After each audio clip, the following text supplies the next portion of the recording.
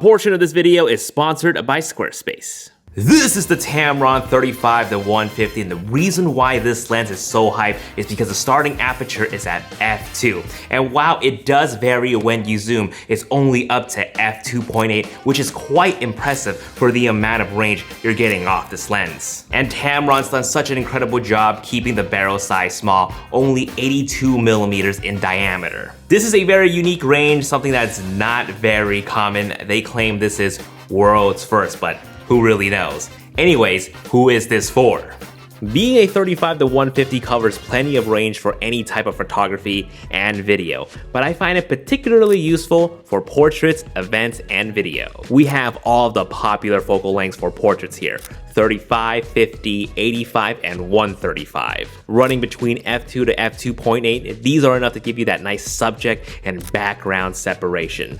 And just for your information, these are the focal lengths where the aperture begins to change. And these are impressive numbers because we're still getting f2.2 at around 50mm. And it's not until 82mm that we are hit with the f2.8 aperture. And f2.8 is still plenty good when you're shooting 85mm and beyond. It still gives us enough bokeh, that creamy background blur that many desire. So weddings, this would be ideal. For events, especially concerts, festivals. It has great lengths for plenty of coverages. Wide, medium, telephoto, and we can take that same principle for video as well. And especially for video, we want the different angles, right? We want our wide, our mediums, and our close-ups to cut to, and this will be a great lens for that. In our other recent video on the Xperia Pro I, we shot about 70% of that with the Tamron, and we were just blown away with how many varying shots we can get, especially with its crazy close minimum focusing distance.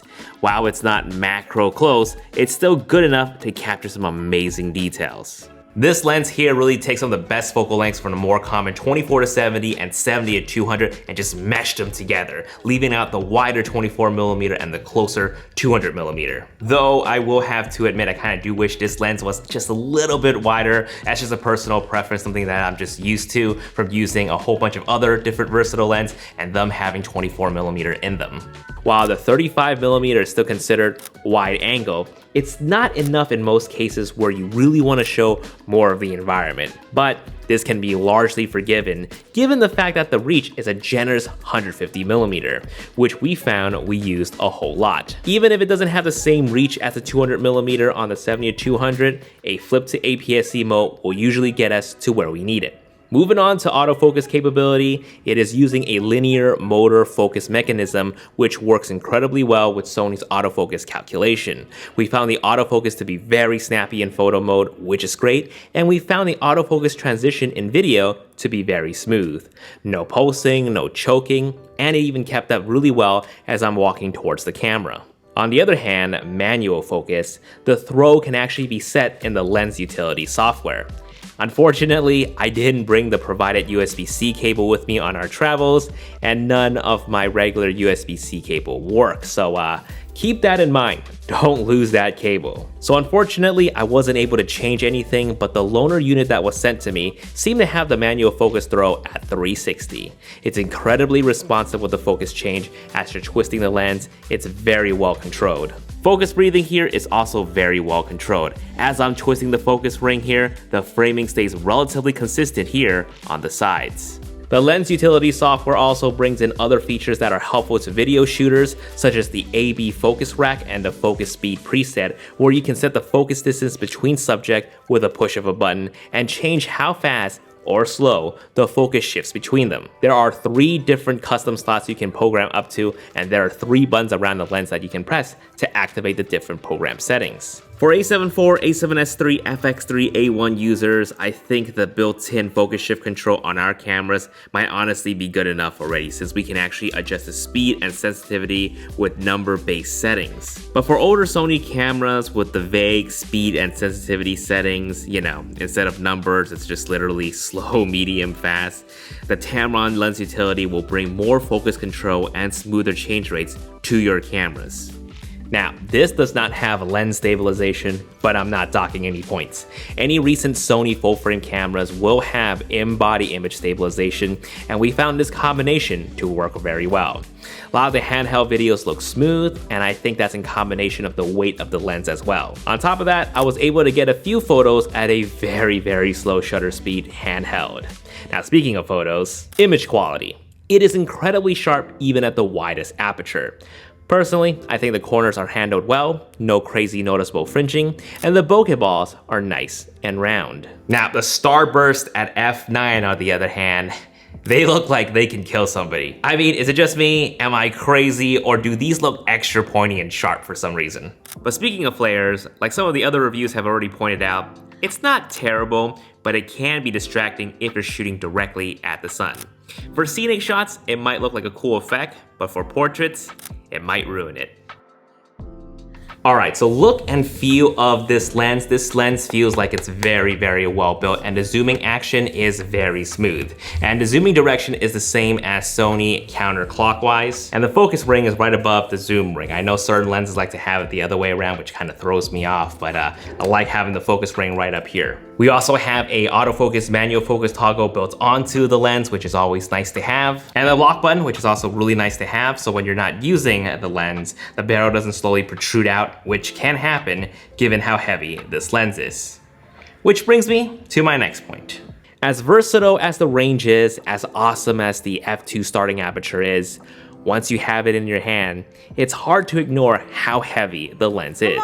It's 1,165 grams or 2.57 pounds, making the entire setup incredibly front heavy. While there isn't another exact lens like this, here are some of the other closest comparisons in terms of weight. For professional work, I think the weight can largely be ignored as you'll be in the zone shooting. You're probably not going to be thinking about the weight too much, more so on getting the shot. However, you might feel it by the end of the day. For my video shooters, if you plan on using this on a tripod or monopod, make sure to use a larger base plate. However, if you plan on using this lens casually as a general walk-around lens, during those downtimes when you're just walking around and not shooting, it can be a drag to carry around all day. So during our travels here in Paris, we've also brought the Sigma 18-50 f2.8, and while it is an APS-C lens with a much shorter reach, we find ourselves gravitating to this lens more just because of how lightweight and small it is, and it has more than enough range and versatility for what we do. Funny enough, 90% of the product shot of the Tamron in this video is from the Sigma 18-50. Of course, the image quality and the bokeh may not be as comparable as the full frame lenses, but for its size, we honestly don't mind it. But if you're looking for a nice casual full frame versatile lens, then the Tamron 20-75 has always been a hit amongst the alpha community. And if you need certain focal lengths at a faster aperture, pick up some 1.8 prime lenses to pair up with the lens. With all that said, I'm still glad I brought this with me to Paris. The reach of the 150 oftentimes came in handy, and it was nice to be able to zoom all the way back to 35 for a wider perspective without having to change lenses. So if you can largely look past the weight, this lens is amazing. And finally, let's move on to price. $1,899. May seem like a steep price, probably Tamron's most expensive lens for Sony. But given the fact that there are no other equivalent out there and still priced lower than the 24-70 G Master and 70-200 G Master, while still offering the best focal lengths in between, honestly, it's not a bad price. Like I mentioned at the beginning of the video, if you love shooting portraits at varying focal lengths, or if you do a lot of events or a lot of videos and you can look past the weight of this lens, then this is probably the best lens to pick up for those use cases. On top of that, the Tamron 35-150 can be a solid replacement for a 24-70, 70-200 combo. Downsizing to this one lens would actually save you on the weight.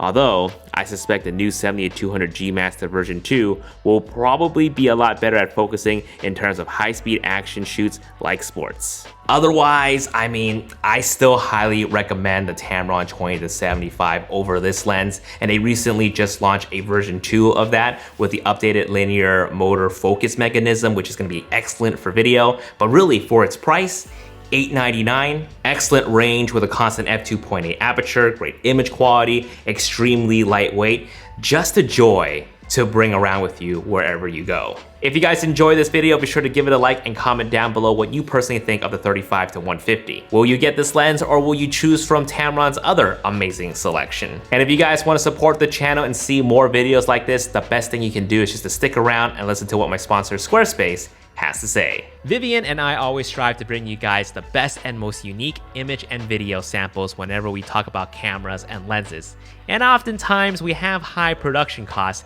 to make this all happen. It's sponsors like Squarespace that help fund our production budget so we can keep bringing you guys more high quality samples. So the best way to support us and to help us continue to do what we do is to simply check out how Squarespace can help you. Link down below. Squarespace is an all-in-one platform to create beautiful websites. No coding knowledge whatsoever. Perfect for people like me because I just want to make YouTube videos for you guys and not have to worry about coding my entire website. Simply just select one of their templates to get started.